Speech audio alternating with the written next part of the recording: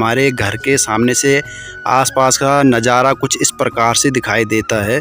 ये हमारा घर है और यहाँ से आप देख रहे हैं पूरी जो पहाड़ियाँ हैं, ये दूर दूर तक पहाड़ी है और बीच में आपको छोटे छोटे और भी गांव दिखाई दे रहे होंगे। और जो नीचे पेड़ों के बीच में आप देख रहे हैं, ये पूरी खेती होती है इधर। और जो घर के अगल बगल है पूरी सब्जियों की खेती है। और जो इधर वाली साइड है पूरे हाईवे जा रही है, वो 4 धाम के लिए जा रही है, जो गंगोत्री, यमुनोत्री, केदारनाथ और बद्रीनाथ है। और जो ये झील का पानी आप देख रहे हैं, आजकल पूरी झील भर गई है। तो ये जो टिहरी डैम है, टिहरी डैम का पानी है। तो टिहरी से लेकर और चिन्यालीसौड़ तक ये इसका जलस्तर इस प्रकार से भरा हुआ है। और इस साइड भी आपको पूरी ये खेती दिखाई दे रही है, पूरे दाल की खेती है। जो ये दाल है इसका नाम गहत है, पहाड़ों में हम गहत बोलते हैं इसको। नमस्कार दोस्तों, स्वागत है आपका देवभूमि उत्तराखंड के इन खूबसूरत पहाड़ी वादियों के गुरुदेव पहाड़ी ब्लॉग में। आशा करता हूँ आप सब लोग ठीक होंगे। दोस्तों, आज के ब्लॉग की शुरुआत मैं अपने घर गांव से कर रहा हूँ। इससे पहले वाले एक ब्लॉग में मैंने आपको देवभूमि उत्तराखंड की कृषि के बारे में बताया था कि किस प्रकार से यहाँ मोटे अनाज की कृषि होती है, किस प्रकार से फल फ्रूट के बगीचे होते हैं, किस प्रकार से सब्जियाँ उगाई जाती है। तो आज उसी चीज़ को मैं आपको ग्राउंड में दिखाऊंगा कि जो मोटे अनाज होते हैं वो किस प्रकार से दिखाई देते हैं और किस प्रकार से सब्जियां उगाई जाती, किस प्रकार से उसकी खेती होती है। सबसे पहले मौसम की बात करूं तो आज मौसम बिल्कुल साफ़ है और अच्छी धूप निकल रखी है। और आप चारों तरफ देख सकते हैं कितना हरा भरा दिखाई दे रहा है। आप जहां तक दूर तक आपकी नज़र पड़ रही हो, पहाड़ियाँ पहाड़ियाँ और हरे भरे पेड़ पौधे ही दिखाई दे रहे होंगे। यहाँ बिल्कुल शांत मौसम है और ना ही कोई पर्यावरण प्रदूषण होता है। तो चलिए दोस्तों, आज मैं आपको एक एक करके दिखाता हूँ कि किस प्रकार से मोटे अनाज दिखाई देता है और किस प्रकार से हमारे सब्जियाँ की खेती है। सबसे पहले अगर मैं आपको सब्जी की बात करूं, किस प्रकार से सब्जी की खेती होती, तो आप देख रहे दोस्तों यहाँ पे जो ये शिमला मिर्च की जो ये खेती है, इससे ज़्यादा बारिश होने की वजह से ख़राब हो रही है। ये पूरी शिमला मिर्च देख रहे हो आप, पूरी गल रखी है। टमाटर खेती भी पूरी ख़राब हो रही है, बिल्कुल पूरे टमाटर जो है वो सड़ रहे हैं इस बार। देखो पूरे टमाटर ख़राब हो रहे हैं।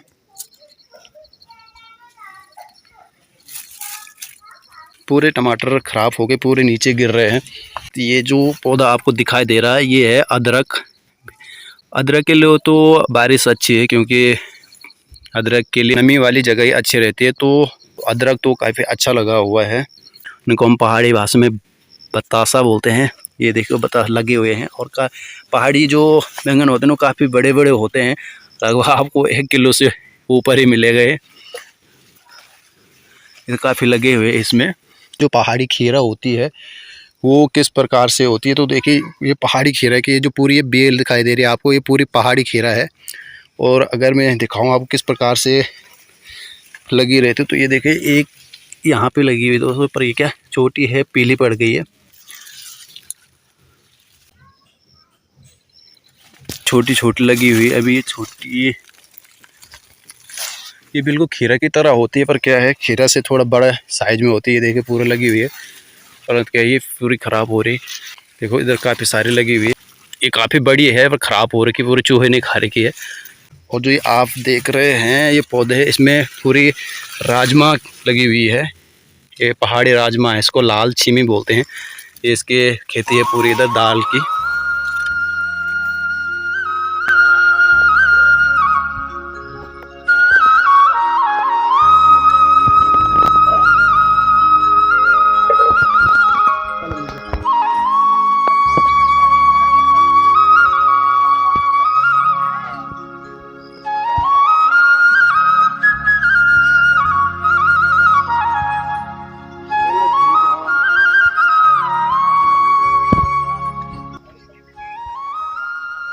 जो आप ये बेल देख रहे हैं ये होती है अरबी की तरह होती है, इसकी ज़मीन के अंदर होता है, जो अरबी की तरह होती है उस प्रकार से इसकी सब्ज़ी होती है।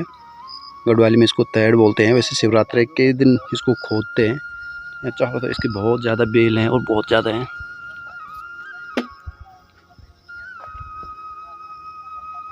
और इधर पूरी मक्का की खेती। तो दोस्तों इस प्रकार से ये घर के अगल बगल पूरी साग सब्जी बो रखी है। और जो आप ये नीचे देख रहे हैं ये पूरी मिर्च की खेती है। जितनी दूर तक आपको दिखाई दे रही है पूरी मिर्च की खेती है इधर। और इधर भी दिखा देता हूँ आपको। जो ये वाली बेल दिख रही है, ये पूरी बेल होती है, ये कद्दू यानी खरबूजे की बेल है। तो आपको दिखाता हूँ अभी एक एक करके। ये पूरी बेल है, जो ये पूरे कद्दू की बेल है। ये कद्दू लगना स्टार्ट हुआ अभी, और इधर छोटी छोटी खीरें लग रही है अभी। इस प्रकार से ये लगी हुई है अभी।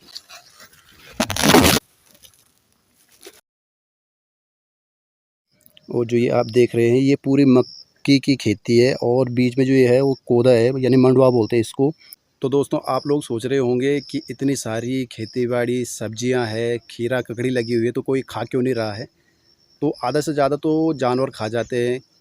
और यहाँ रोज़गार की तलाश में क्या है, यहाँ के लोग काफ़ी पलायन कर चुके हैं और काफ़ी बाहर रहते हैं। जो ये खेती बाड़ी करते हैं, यहाँ बहुत ही कम लोग हैं, जो बुज़ुर्ग लोग हैं वो रहते हैं। बाकी सब रोज़गार की तलाश में, कोई दिल्ली, कोई चंडीगढ़, तो कोई फॉरेन कंट्रियों में भी जाता है।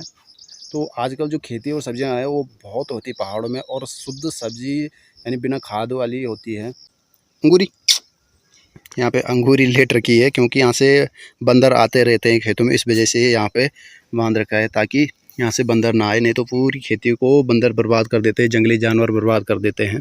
और जो ये पौधा देख रहे हैं आप, ये है चौलाई का पौधा, यानी पहाड़ों में मार्चो बोलते हैं इसको, हम हिंदी में इसको चौलाई बोलते हैं। ये अभी हुआ नहीं। और ये नीचे दिखाई दे रहा है आपको, पूरे दाल के पौधे हैं, इसको गहत बोलते हैं। और दाल महंगाई होने के कारण आजकल लोग ज़्यादातर दाल की ही खेती कर रहे हैं।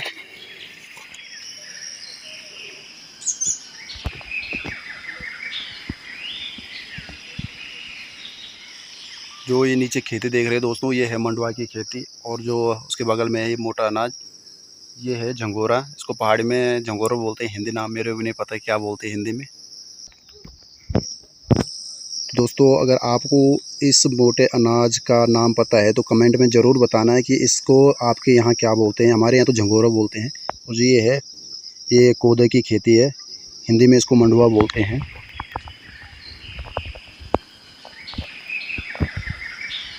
और जो ये वाली ऊपर वाली यहाँ पे खेती है, ये है हल्दी की खेती, हल्दी लगा रखी है।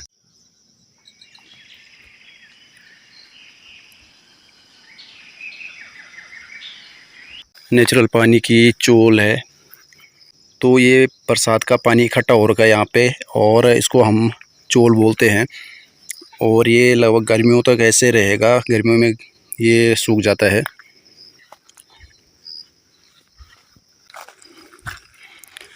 ये भी एक प्रकार की दाल होती है। ये जो पौधे दिखाई दे रहे हैं, इसको हम तोर बोलते हैं। ये है दोस्तों मोटा अनाज, जिसको मैं झंगोरा बोल रहा था, परंतु हिंदी में मेरे को भी नहीं इसका नाम पता।